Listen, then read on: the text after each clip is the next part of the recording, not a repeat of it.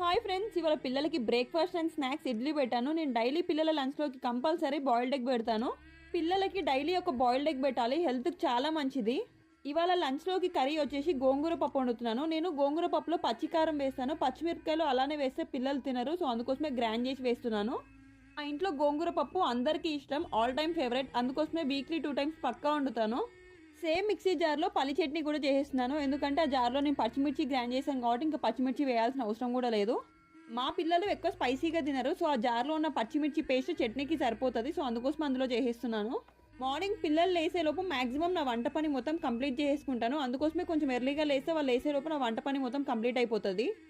ఈ మిక్సీ వచ్చేసి Panasonic mixie, నేను 10 years నుంచి వాడుతున్నాను, చాలా బాగా యూజ్ అవుతుంది. నేను గోంగూరని పప్పులో వేసే ముందు కొంచెం సన్నగా కట్ చేసి వేస్తాను, ఆకులు లేకుండా ఉంటుందని చెప్పేసి. నా వీడియోస్ చాలా మంది చూస్తున్నారు బట్ లైక్ చేయట్లేదు. మీకు నచ్చితే ప్లీజ్ లైక్ చేసి సబ్స్క్రైబ్ చేయడం మాత్రం మర్చిపోకండి.